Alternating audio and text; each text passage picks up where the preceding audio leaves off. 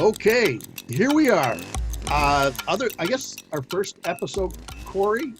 Welcome back next week, a week later. Our first episode was kind of based off of who we are, but let's actually jump into what we decided, what we wanted to make this all about. Are you ready, Joe? You know what? Believe it or not, I think about our opportunity to talk about something that I'm passionate. And I know I sense your passion and enthusiasm. Yeah, shoot, I'm ready, man. I have a hard time sleeping the night before because I get a chance to talk to about It's trees with you, exciting. buddy. Thanks, Joe. So yeah. So I wanted to start off with, because discovering forestries, and we're going to talk about urban forest versus a natural forest later, but I wanted to start tonight off asking you the question. If I was say I was sitting at a seminar and someone come up and said, "Hey, Corey, what is the definition of a tree?" Ooh. What would Oh, you say? Joe, that's a good one. I think I have gotten that one before. I would say the definition, without using the Google or the Bing or the Ask Jeeves, if you remember that search engine. I would say a tree is a living woody perennial. And then, how deep do you want to go? How's that? You know, you hit on a lot of them. Perennials one, and I think perennials important because it is a plant. The definition, maybe a little bit more stretched out, is a long-lived perennial with a woody stem. So what makes it different than a shrub and everything else is its Sure. woody mass. So nice job. Yeah, it's, you know what, I think it's important to understand exactly what a tree is, because in future episodes of this podcast, we're going to talk about issues and problems with trees. And another thing that's important is understanding, and you may run into this, and I'd like to get your opinion on it, that it was mind-boggling, or not mind-boggling, I should, revolutionary when I realized, and I took this into my day-to-day practice, is that it's a living organism. Oh, Joe, you hit it on the head, because I think whether you're in the tree industry or not, I think we have this tendency to just go, yeah, look at the trees, beautiful, but to your point, without knowing and without taking and respecting what that living organism has to do on a day to day, I think that puts it into a whole nother category. Yeah, and I'm gonna really test your memory back to your UW Stephen Point days on some anatomy and physiology in a little bit, Of trees? uh, on trees. Oh, okay. Okay. But I obviously, with the history and my love of trees, I've always been interested. We know it's a long-lived perennial with a woody stem, but I was amazed when you dig a little deeper on what a tree is. I dug all the way back to 1648. Wow. So think of that, 1648. Wow. And there was a scientist, Jean-Baptiste van Helmont was his name, in 1648, was responsible for discovering truly what is the mass of a tree. So what he did is he did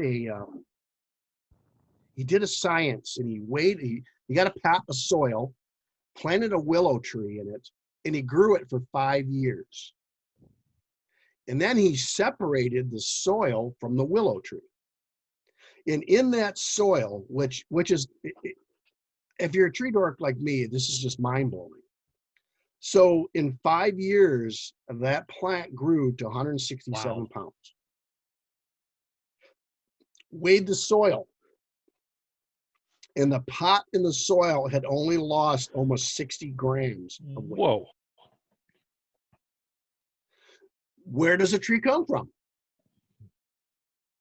And it's going to get into, when we talk about anatomy physiology, that we're going to connect these dots for everybody tonight. Where does a tree come from? It's a living organism. So just to start you off, so I want you to kind of cover the roots, the shoots, the trees, and some anatomy and some of the common physiological processes like transpirational pull and, photosynthesis and just the Sure. basics tonight. But a tree is mostly, almost 95% is made up of air. Mhm. So a tree is made of air, but how can air weigh 167 pounds? What's the number one gas that's in air that we breathe? Hydrogen, Nope. carbon dioxide. Carbon dioxide. That is the building block of a tree, carbon. Mm. So a tree is a carbon-based living organism, and it kind of sets you up to when we talk about some of the processes in a tree, how a tree grows. This tree actually grows out of the air, and I think about this, and I'm like, I get excited to tell people about this because we look at it, and even guys that have been in the industry as long as we have, we lose sight of what a tree is and what it's doing, and it's so I would love for you to kind of grassroots for today. Well, jump into some cool things about anatomy, physiology on a tree that come to your mind right now, talking about that this is made up of air. How could it be there? Yeah, how can it be there? And what you'd said with the soil and how the weight of the soil only went down by a couple of grams is remarkable. So how are trees, where are they getting the nutrients from, right? How much are they actually pulling out of the air? Something that I'd like to talk about, because this is something that's fresh on my mind from a conversation today in Utah. We were talking about transpiration. So out here, one of the common trends in the West is to do winter watering, especially on evergreens and especially on transplanted trees and shrubs, because they transpire, they give off moisture, right? Whenever that they're also giving us our oxygen that we breathe. And the remarkable thing that folks need to realize is that, say it's a spruce or a fir, a pine tree, they're always giving off a little bit of moisture with all the oxygen that they're also giving off. So what happens when you get into some growing conditions that we have out here is, say it doesn't snow or rain for a couple months, and that's not unheard of or uncommon out here, but that tree still needs to transpire. So that's when you start to see, especially a couple weeks later, think 3, 4 weeks later, those trees start to kind of yellow out and they dry out. So really big right now, a Christmas tree. Why do we put water on the bottom of a Christmas tree? Right? A lot of Yeah. a lot of people don't think well, it prevents from drying out. So here's the thing. Say you cut down your Christmas tree right now and you didn't put any water in it. Chances are, 2, 3 weeks go by and it's going to look just fine, right? But when you get to that fourth, fifth week, especially if it's in the sun or getting some air movement around it, it's going to dry out and crisp up. Why is that?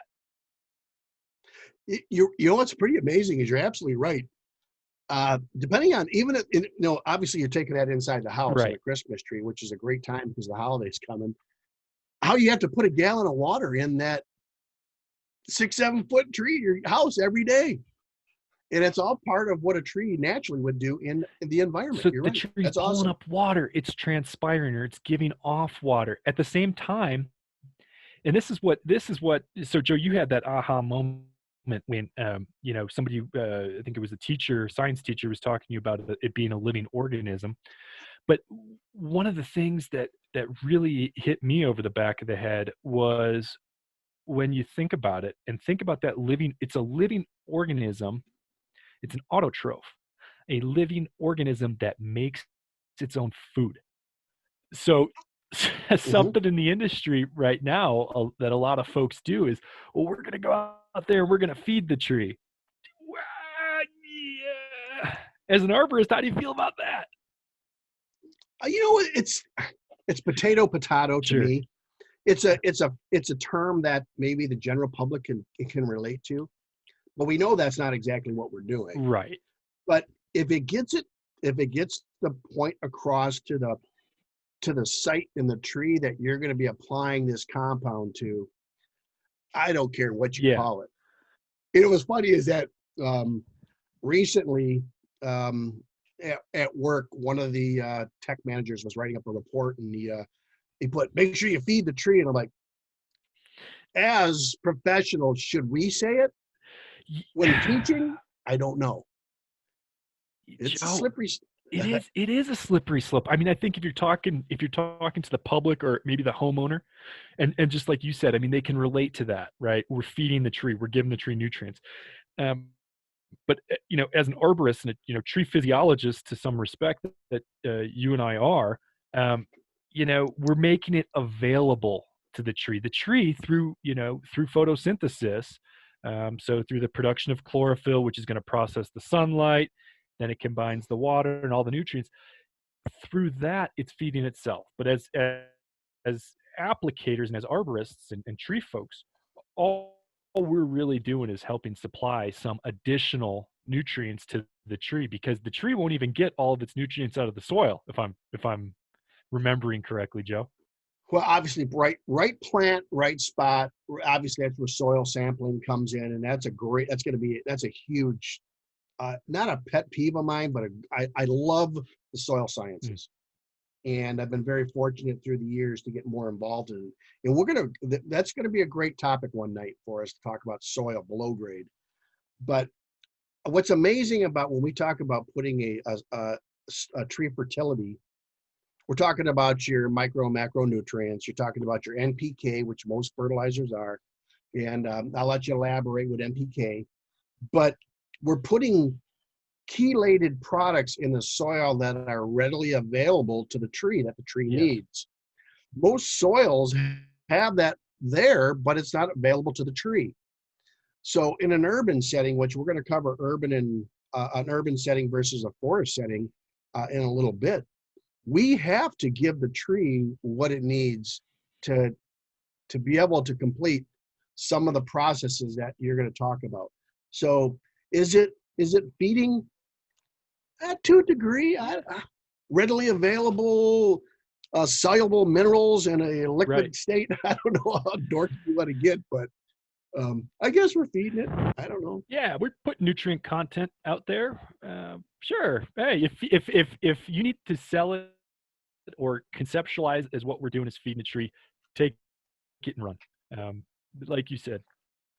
Yeah, I don't think you bash. I don't think you draw your line in the sand on that. No, and you'll never hear you or myself correct an end user, one of our clients on that either, because if that's how you conceptualize it, no. you know, that just grateful that you're thinking and you're knowing that the tree needs some additional nutrient content that it can't get from the soil that it's in.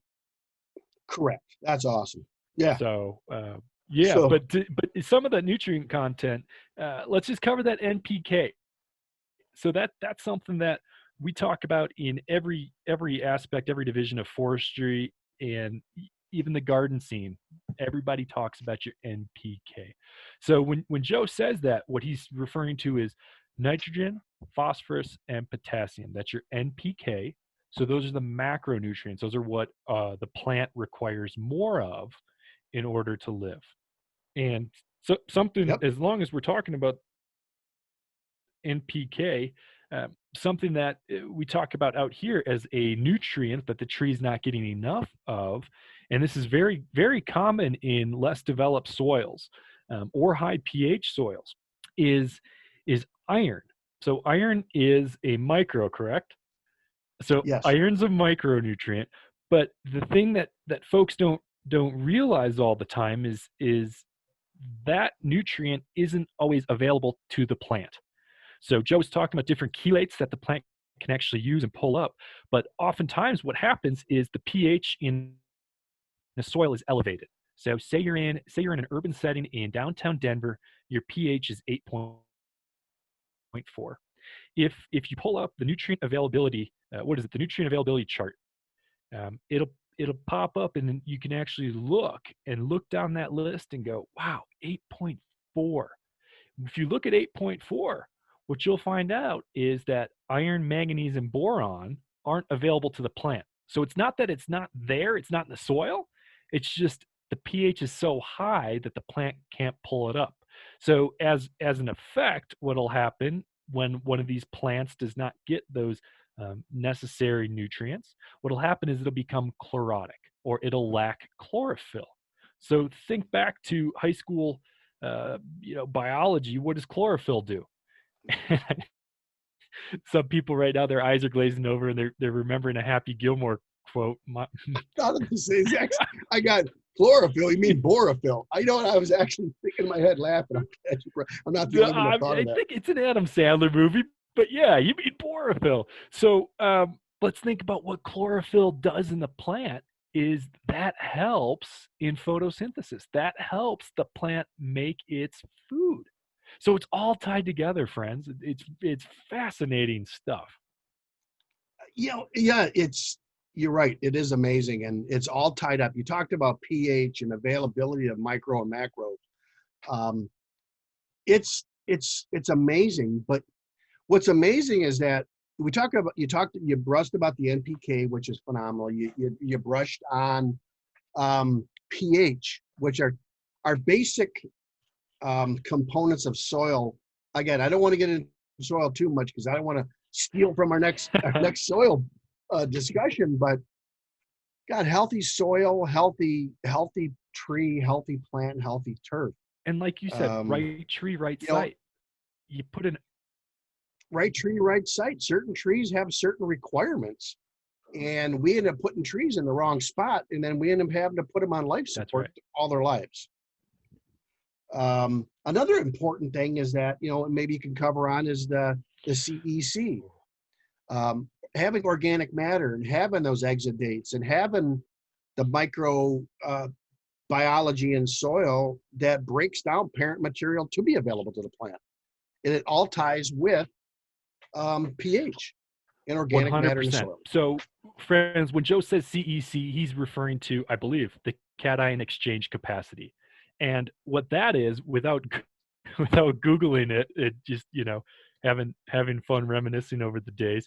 But the cation exchange capacity is basically the soil's ability to hold and release nutrients based on their charge. And what Joe was talking about with having soils that have more organic matter or clay in them, those have a higher cation exchange capacity. So they can hold and give off nutrients a lot better than if you had like a sandy or a gravelly soil where it would just leach right through. Exactly. That's what's amazing about trees is that, we look at this, and as again, we'll wrap up with urban and forestry and natural forestry, is that as an arborist, that's one of our responsibilities, is that we get called on a situation where, and I've been traveled not since the COVID, but I've been called around the country to go look at trees and try to figure things out to help our customers out to figure out why is this tree declining. They thought it was A, and thought it was B, and then maybe I got a more simplistic view of arboriculture with a deep scientific background, but I kind of get it. Did you check this? Oh my God, I didn't. Well, you got to start from the ground up and work your way up and figure out what's wrong with this tree. We should, and I'm making a note of this right now, we should have an episode on the diagnostic checklist, because I know you and I probably approach it pretty similarly, but the wealth of knowledge that you've got to have from your 40-something more years of experience, I mean, that's got to be worth something. So I'm going to make a note of that one so that we can discuss that in a future episode. Yeah, it's a bit amazing. Again, maybe that's why I love the industry so much, is that I get it. I know everybody's got something that clicks, so I'm excited to talk about it. Yeah, anything. But and again, everybody out there listening, if something that Korey and I talk about triggers an idea, or let us know. We're going to go where you want to go.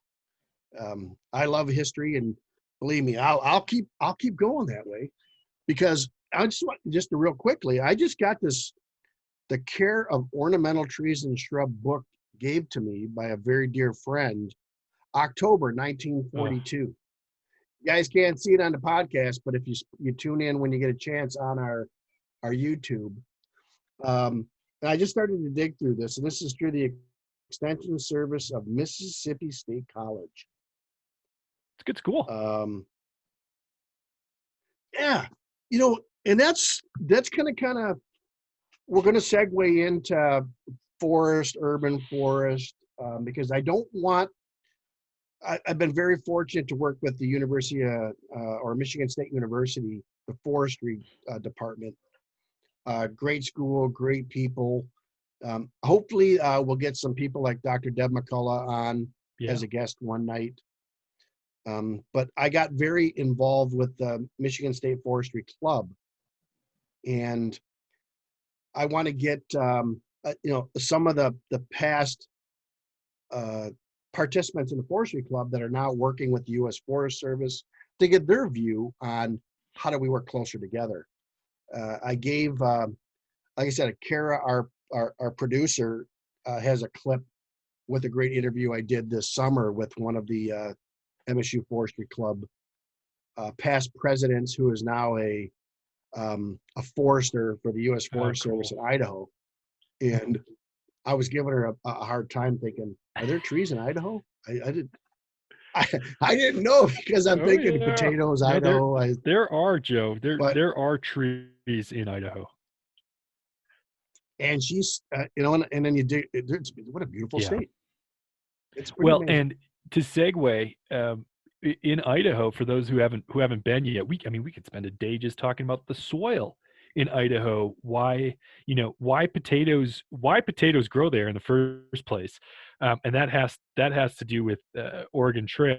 But why they grow so well there, what a lot of people don't know about Idaho who haven't been, is that soil is at least in some parts really well drained. Because it's most recently, if anybody's heard of Craters of the Moon, look it up. It's pretty interesting stuff, actually. But the soil is just perfect for growing potatoes. Just absolutely perfect. It segues what we said a minute ago: right plant, right That's spot. Perfect, right soil for the right spot. So that I hope that as we go through tonight, it all starts to click. That things that we have to look at: why this tree does well here, why this tree doesn't do well there. Is there something that we can do to maintain that tree? Or again, it'll be another, when we start doing like maybe a tree risk assessment segment. When do we got to say goodbye? When is the time to draw the line and throw in the towel, per se? Right. And why, Joe, why do you think, how would you define the difference between the urban forest and the natural forest? What are some variables and key distinctions that come to mind, at least on your end, as we're trying to tie this all together? I obviously wrote down my definitions. So I'm going to flip back to my notes real quick, because this is important, because again, we go back to what we were saying earlier. In forestry or urban forestry, we're talking about trees. Right. We're talking about trees, but we have to understand where these trees are. Forestry is the science or practice of planting, managing, and caring for forests. So, all right, what's a forest? I guess we know what a forest is versus an urban forest, but do we know where there's not a definite line once you get out into the suburbs where a forest starts and an urban forest ends? Exactly. What's that interface, Joe? Who knows? Someone probably does. That's call in. Let us know. Hey, let us know if you do know. Yeah, but I think there may be a good definition of the differentiation between an urban and a forest. I call it a natural forest to kind of make it easier. Traditional forest, a dirt forest. There's all kinds of acronyms. Dirt forester means you're humping out there and you don't see people from hundreds of miles. But a forest, the definition for a forest is a large area, mainly with trees and undergrowth. Can you have that in an urban landscape? Oh man, maybe on a smaller scale. So that goes back to what's the fine line? Where's a forest and urban forest separate?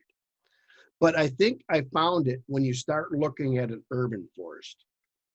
When you look at an urban forest in urban forestry is the care and management of single trees and the protection or the propagation in urban or to the tree population in urban settings.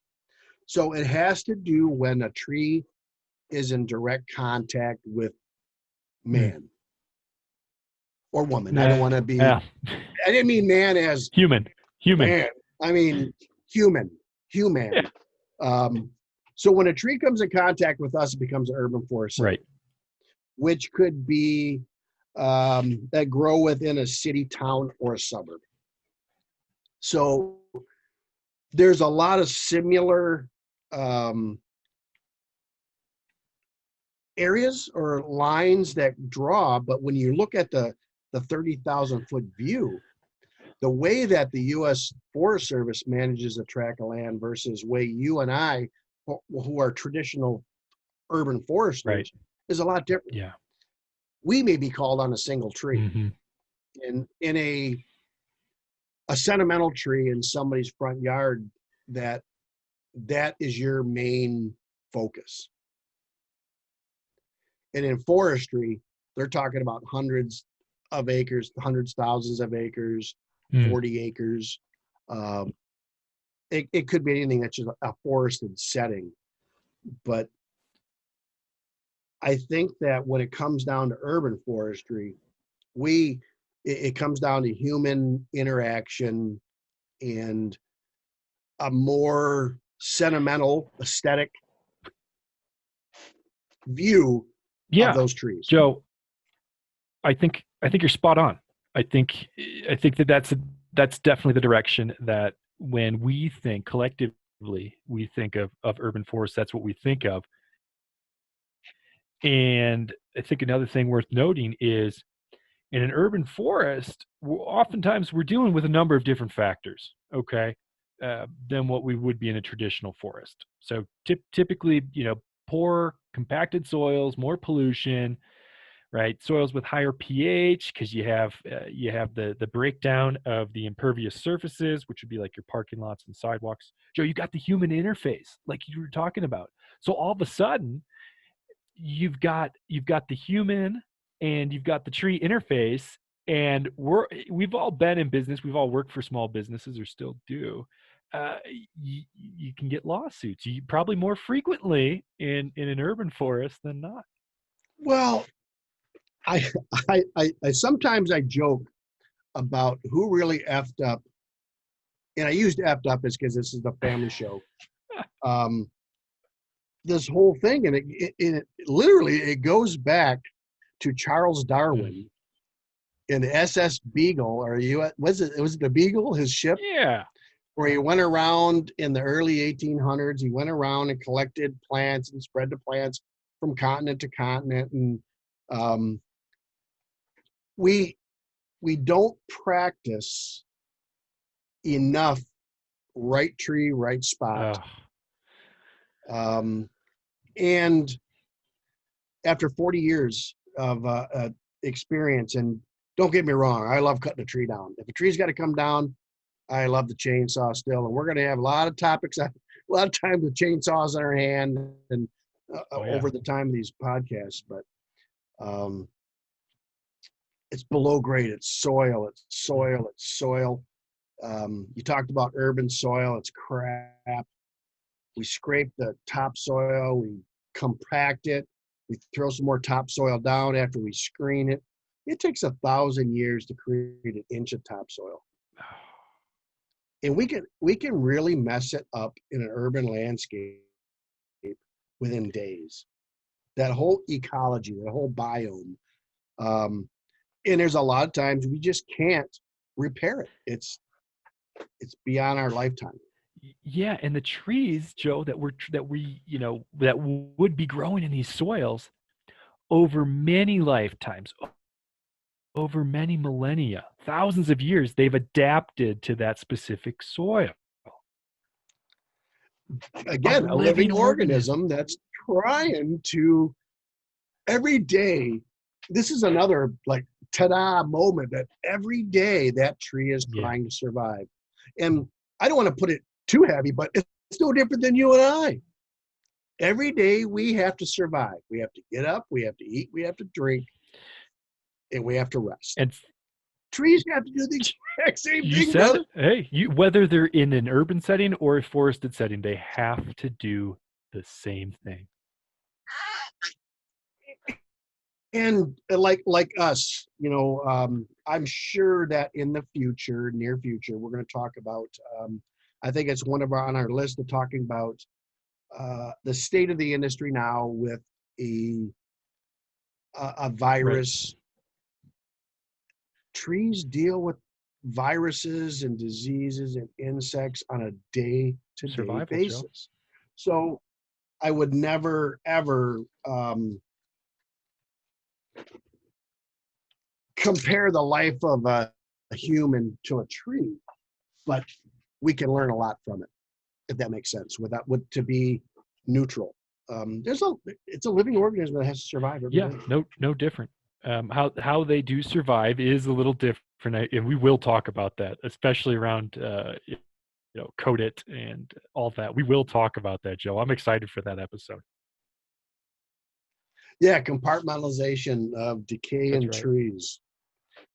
To make a happy note, I actually have one of the original Shygometers from Alex No Shygo. kidding. You've got Yeah. to you've met the guy? Yes, I met him when I was very young. Wow. His daughter is still on the circuit. I don't know if you met his daughter yet. No, not. Amazing. And I was talking to her at, and I'll talk about ISA. ISA is actually coming up. ISA has to go virtual. The conference. Their ISA annual convention, it's a bummer. Yeah. It's a family event. It's a great thing, but I've met Alex Shygo's daughter a few times there, and then I was talking to her about the history of arboriculture, and then I have a couple of the Shygometers, and she actually sent me some parts, and she sent me some of the manuals that was missing from their Oh my kits. gosh. Is that going into the museum, Joe? Yeah, in another, there was two versions of it. There was an analog gauge, and if you guys don't know what the Shygometer is, there's a lot of great tools out there now as arboriculture and just forestry evolves. There's a lot of ways to detect decay in trees. Yeah, go ahead, Corey. Yeah, no, and I think it's important for folks to know quick, just when Joe and I are referencing Shygo. So Alex Shygo, he's not the father of American forestry, of course. That's Gifford Pinchot. But what Alex Shygo is he really pioneered the urban forestry and tree physiology. So in university, I remember the two books that we had to read from Alex Shygo. One was Modern Arboriculture, and if my memory serves me correctly, it's actually his hand on the cover touching the bark of a tree. The other one for folks who are working towards their ISA certification, their International Society of Arboriculture certification, is actually called Modern Arboriculture by Alex Shygo, and it's a green cover, and it's got the deciduous canopy in the background, and then kind of in the foreground, it's got the outline of a coniferous looking tree. So when Joe and I reference Shygo, he really is the guy who's made strives. Would have been what, Joe? The 80s, 70s, 80s, 60s, 60s. 70s, 80s. He was about ready to retire in his 90s when we lost him. Wow. Incredible. Absolutely incredible. Yeah, I was looking up, I got those books, and another one that was a mainstay of mine is The New Tree Biology, and he was a big picture guy, which I loved his books, as there's a lot of pictures. And he drew a lot of them too, didn't he? In the early days, Yeah. but it goes all back to anatomy, physiology. What happens to a tree? When do you cut it down? When do you not do? What do you do? Um, and it's amazing. And it was amazing at the research that he's done. And I believe that when we lost Alex Shygo, and it was a very unfortunate situation, like losing any pioneer that was a pivotal in arboriculture, Yeah. that Kevin Smith took his seat and still does a lot of great research on with the U.S. Forest Service today. Big shoes to fill. Big shoes to fill, Joe. Yeah, and again, it goes back to the history, and we're in an industry, Korey, that's still evolving. Oh, and that's the exciting thing. There are some fundamental things and some of the fundamental principles that you and I have talked about. We've based our careers off of. But look at how much different the game is now, and just our understanding is now. And how do we continue to learn and to push that envelope, but also to raise the bar, Joe, for the industry, and just get people aware, educate. And we're learning. You and I are learning every day. Well, I love the learning it. I love putting the new equipment on. Yeah. If I was to ask you, as we've been, I love talking about this, and we could talk all night long. If I was to ask you, Korey, what was the main difference after we talked about forestry and urban forestry? What's the main difference between the two that most people should be aware of? What is the biggest difference between urban forestry and forestry that comes to your mind? Right tree, right site. Start with the soil. In a sentence, that's what I would go with, Joe. What about, now let me pick your brain now. I'm gonna poke the bear. What about how we take care of them? You know what? How much time do we have left for the podcast? Well, that's what I mean. I says, how do you? There's a difference. So folks need to understand. Pardon me. My understanding for how we manage these two different forests is differently, and how the forest would naturally manage itself is differently. I think we manage the urban forest as we've defined it and discussed it earlier. I think we manage the urban forest primarily, or have in the past primarily, for human needs. Is that the direction you were going? Yeah. I'm gonna keep nudging you because I know you. We've talked about this. Here's my biggest difference. Climbing. Aerial arborist versus a terrestrial arborist.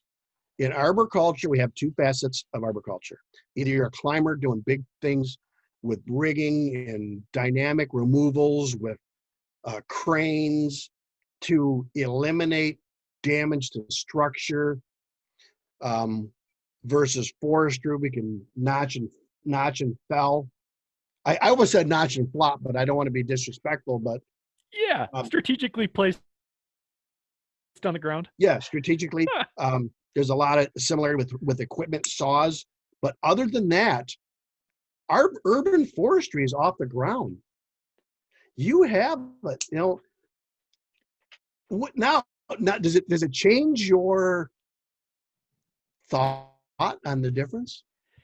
It's a comprehensive view of all that, Joe. I mean, the best foresters, the best arborists are ones that can apply and put it all together, right? And I'm not saying I'm the best by any means. I'm not saying I'm the best by any means. Shoot, I'm not even the best. I'm not the best. I want to interview, through the years, some of the greatest guys that I've seen off ground, and I want to see some of the most scientific guys that just got it. But I think the biggest difference is that we have to work around, on our day-to-day basis, we have to work around hazards. Yes. And I'm not just talking dwellings, I'm talking about energy, structure, energy, man, roadway, human targets.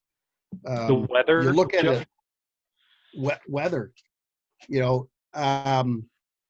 going out into my 200 acres up north after a wet snowfall in the spring is just as I just grab the chainsaw on the back of the Rhino. I drive out there. I put my chainsaw protective equipment on, and I just cut firewood. Yeah. Now you get into an urban situation. Now you're talking about all the utility companies coming in. There's a big production of energy. Power lines go down. And I'll say right now, God bless the arborists that work on energy claims. Oh, yes. You know, take everything that we have to do and then put these 40 kilowatt high voltage lines in between them and their job. I thank you. God bless them. Yeah, no, they truly are, as most arborists are, blue collar heroes. The ones that have that ability to detach from the danger element, but be aware of it and do their job safely. I mean, hands down, one of the most technical. You've got to be on point every minute of the day for that job. So thank you. I'm with you 100%, Joe. Yeah, and let's end on a positive. Again, I love what I do and I love the opportunity. Yeah, forestry, urban forestry, there are differences. We both are very, very fortunate in our lives to work with trees for a living. Yeah. There was a couple years ago, the publisher of ISA had a great statement that it's not very often where you really get to do something on a day-to-day basis that really makes a difference to the world. Mm-hmm. And I think as an arborist, we're saving the world one tree at a time. As a forester, they're saving the world 1,000 trees at a time. Yeah. So I'm very proud to be part of it, and I hope everybody else out there that's listening can sense that.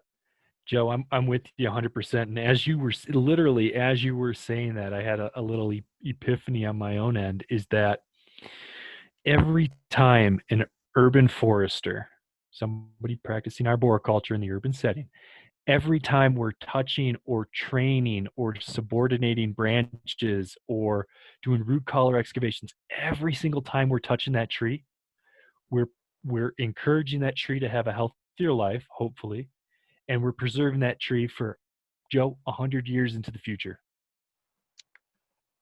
Think about that. I don't know if you get choked up, but like I said, I mean, I was very fortunate to get asked to go down and look at the third largest Norway spruce in Ohio and help one of our colleagues out with a Veterans Day memorial to that tree. And we got to use some of the compounds that you and I every day get to try to develop to make the world a better place. Yeah. And I was very proud to do some soil remediation. And then they played taps. And I guess, again, I'm a United States Marine, and you hear taps under a historic tree on a historic cemetery. It was a little misty. It was a little misty, Yeah. but I get to love what I get to do on a day-to-day basis on safe stuff like that. And that's the power of trees, Joe, and that's the power of forestry and tying the picture together. So, Joe, thank you for doing what you do, for your service, for your ongoing service. Arborists, foresters, tree care providers out there, thank you for doing what you guys are doing. We really appreciate it, and we hope to see you soon. So tune in for the next episode. We'll talk soon. Yeah, thanks for wrapping it up, brother. Hey, great topic today. Yes, lots of good information. Yeah, probably one of our best yet. If you enjoyed the podcast or have topics you would like to discuss, please send them to discoveringforestry@gmail.com. And please hit the subscribe button and tell a friend. Thanks, guys, for tuning in. Until next time, I'm Joe. And I'm Korey. Signing out.